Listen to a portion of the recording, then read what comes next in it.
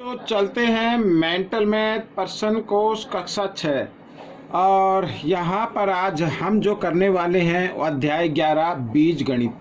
और ये special Hindi medium के बच्चों के लिए चैनल बनाया है जिसका नाम है मैथ्स विद हरी सर। तो बच्चों, मैं आपसे रिक्वेस्ट करता हूँ तो प्लीज़ आप इस चैनल को देखें। वीडियो पसंद आए तो लाइक कीजिए और ज़्यादा से ज़्यादा शेयर कीजिए। मेरे पास बहुत से कमेंट्स आते सर हिंदी में बनाओ हिंदी में बनाओ, तो उन्हीं के लिए ये चैनल है। आइए करना शुरू करते हैं प्रश्न नंबर 11 का पहला प्रश्न। और यहाँ पर देखिए प्रश्न नंबर 11 का पहला प्रश्न आपके स्क्रीन पर है और क्या कहता है, देखो यहाँ पर इनको हल करेंगे। लिखा एक x इकाई भुजा वाले वर्ग के परिमाप को व्यक्त कीजिए। यानी भुजा की जो लंबाई है वो x इकाई है, ठीक है ना।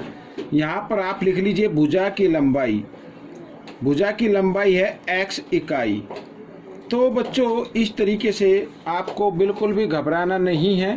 जैसे जैसे लिखा है वैसे वैसे इसमें मतलब पढ़ो और ध्यान से उसको फिर लिखना है। जैसे जैसे लिखा गया है वैसे आपको वैसे ही करना है, ठीक है। आइए करना शुरू करते हैं। तो वर्ग का परिमाप, तो यहाँ पर वर्ग का परिमाप हमें ज्ञात करेंगे।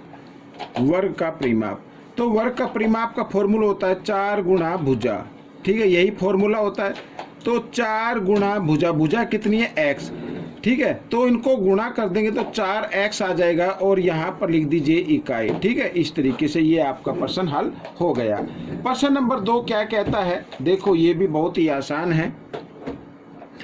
एक आयत जिसकी लंबाई 5 सेंटीमीटर और चौड़ाई y सेंटीमीटर है, ठीक है। यहाँ पर लिख लीजिए आयत की लंबाई 5 सेंटीमीटर और आयत की चौड़ाई है y सेंटीमीटर, ठीक है। ये हमने लिख लिया। अब क्या कहा है, उसका परिमाप व्यक्त कीजिए। तो आयत का परिमाप फॉर्मूला आपको पता होना चाहिए। आयत का परिमाप का फॉर्मूला होता है 2 ब्रैकेट लंबाई जमा चौड़ाई, यही तो होता है।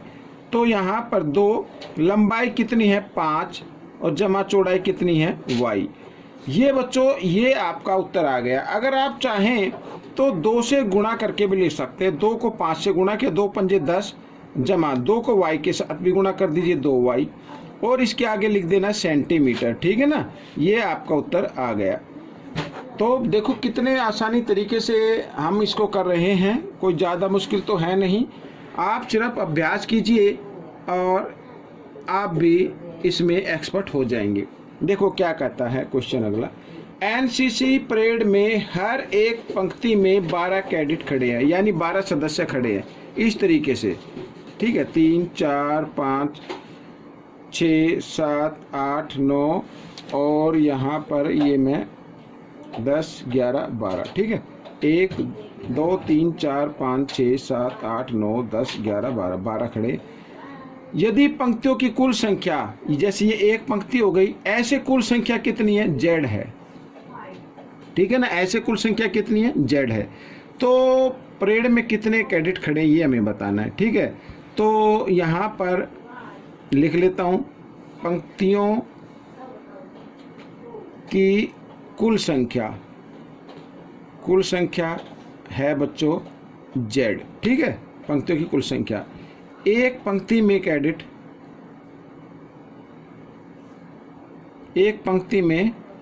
कैडेट कितने हैं 12। तो कुल कैडेट ये हमें निकालना है। तो कैसे करेंगे, तो जितने एक पंक्ति में कैडेट हैं उसको कुल पंक्तियों से क्या कर देना, गुणा कर देना है। यही आपका उत्तर बन जाएगा, ठीक है। ऐसे करना है। आइए करते हैं प्रश्न नंबर 4।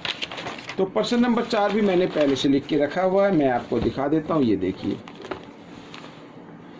तो प्रश्न नंबर 4 क्या कहता है, निम्नलिखित श्रृंखला में अगली संख्या लिखने के लिए सूत्र लिखिए। अब देखो बच्चों, आपको एक चीज ध्यान देनी है। जैसे यहाँ लिखना 2 दूनी 4 2 तिया 6 2 चौका 8 2 पंजे 10, ठीक है। ऐसे अगर किसी संख्या का पहाड़ा लिखा हो तो उसके लिए सूत्र होगा 2n। n का मतलब संख्या से है। यहाँ पर आप 1 लिखें 2 लिखें, प्राकृत संख्या लिखनी है, ठीक है ना। अब जैसे यहाँ पर लिखा है बच्चों अगली संख्या, जैसे 2 दूनी 4, 2 3 6, 2 चौक 8, 2 पंजे 10। अब यहाँ पर 2 गुणा 6 अगर हम लिख दें तो 2 6 12 हो जाएगा। अगली संख्या क्या होगी? 12। तो इसका मतलब है n की जगह क्या लिखना? प्राकृत संख्या लिखना। जैसे 1, ये होगी 2 3 4 5 और यहाँ पर लिख दिया हमने 6। ठीक है ना, ये हो गया। तो इस तरीके से करना है। कब करना है ये फॉर्मूला, कब अप्लाई करना है? जब किसी भी संख्या का पाड़ा लिखा हो और आगे ऐसे ज्ञात करना हो। ठीक है ना। अब यहाँ पर आ रहा 3 7 11 15। अब यहाँ पे तो पाड़ा नहीं है, लेकिन इनके बीच में अंतर कितने का आ रहा है? 4 का आ रहा है। तो हम क्या करेंगे, अगर हम 4 का पाड़ा ले, ठीक है, 4 एकम 4, 4 दूनी 8, 4 तीन 12, 4 चौक 16। तो यहाँ पर हम देखें इनमें सब में एक एक संख्या फालतू आ रही है। देखो 4 एकम 4, यहाँ पे 3 है तो 4 आ गया, मतलब कम आ रही है इसमें। हम पाड़े में एक ज़्यादा आ रही है तो इसमें कम आ रही है। 4 दूनी 8 है तो यहाँ पे 7 आ गया। ठीक है, 4 तीन 12 है तो यहाँ पर क्या आ गया? 11 आ गया। तो इसके लिए फॉर्मूला क्या करना है? 4 का अगर इसमें अंतर आ रहा है तो 4n, ठीक है ना, और घटा 1, क्योंकि 1 कम है ना इससे, तो 1। ये फॉर्मूला आपका अप्लाई होगा। ठीक है ना। तो अगली संख्या आ जाएगी।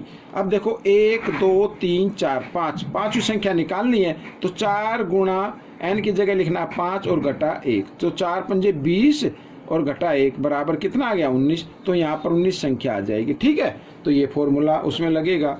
अब अगला देखो थर्ड पार्ट, तो इसमें देखो फिर 5 का पार्ट आ रहा है। 5 दूनी 10, 5 तीन 15, 5 चौक 20। तो उसमें क्या करना है? 5 का पार्ट है तो 5 और n लगा देना है।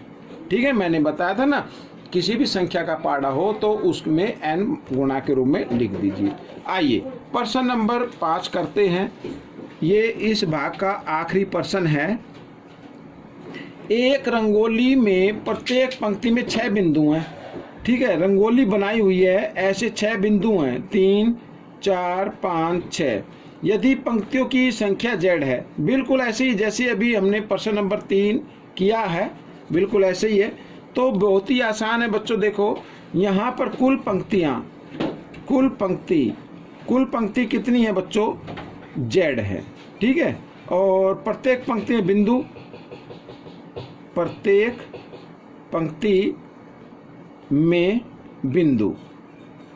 पंक्ति में बिंदु कितने हैं बच्चों? 6 हैं। तो कुल बिंदु कितने हो गए ये हमें ज्ञात करना है। कुल बिंदु, ठीक है, कुल बिंदु कितने हो गए? तो पंक्ति को आप प्रत्येक बिंदु से क्या कर दे? गुणा कर दे। इस तरीके से 6 गुणा z, 6z आ जाएगा। ये आपका उत्तर बन गया। तो इस तरीके से बच्चों ये प्रश्न आपका हल हो गया। ये वीडियो कैसी लगी मुझे जरूर बताना और इसमें से सीखकर दूसरों को जरूर सिखाना। मिलेंगे अगली वीडियो में, तब तक आप इसकी प्रैक्टिस करते रहिए।